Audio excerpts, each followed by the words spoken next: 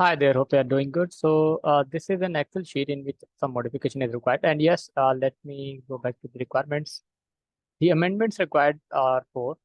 Two of those are being fixed, like the straight line.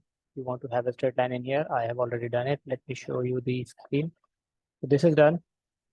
Straight lines, and this was if the value is less than 10, then it will show one decimal. If not, if it is more than 10, then it will show the no decimals in that value. So you can see currently it's showing 5.6. Let me show you in here. So currently it's showing 5.6.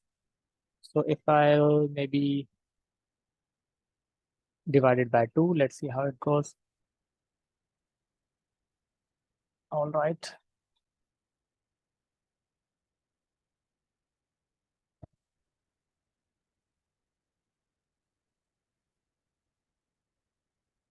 Okay, so let me divide it by Control V. All right. Divided by 2. Sorry, it's 1.7. But if I'll multiply it by 10, this will become more than 10. And you will see there is no decimal in it. So let me undo this again. So these two changes are being done. Now, regarding the first and the third, which seems to be the similar one, let me focus the first one first. So yes, if we flip, I can see the values between plate 1 and plate 2, and plate 2 and plate 3.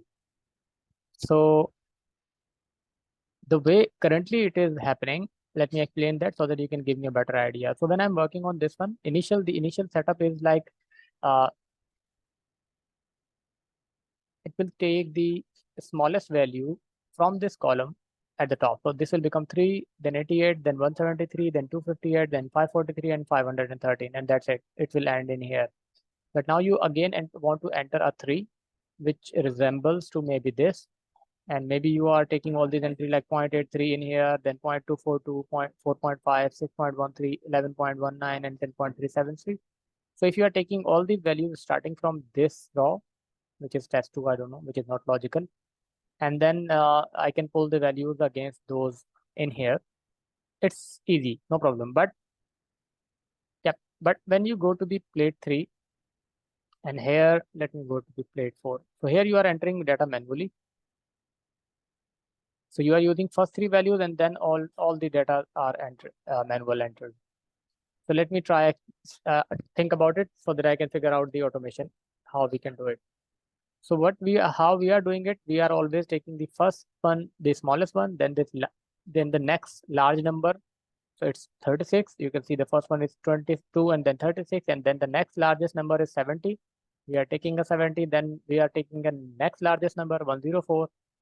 But these are your manual entries. Now let me drag my formula. So if I drag it to here, yeah, it's 104. If I'll further drag, it will give me the next number more than the larger than the 104. So it will give me 173. But I think you are um, planning to see this number. Yep. So the unique of these numbers and then unique of these numbers. Okay, maybe yes, I got the idea that okay, so you are taking 2, then 36, then 70, then 104, then again 70, and then 36. All right. While I was explaining this, I think I got the idea how you want it. Okay, let me spend some time on it because this is a random number thing. So if there is a number duplicated multiple times, then I'll take first one, then the next test result, and then the next test. So the number can be like can always be increasing or maybe decreasing and then increasing again. Okay, so let me work on that and then I'll get back to you regarding the. So I'll summarize this video demo. Actually, I was planning to ask some question about it, but I think I got some idea. So let me work on this one and then I'll discuss the next one.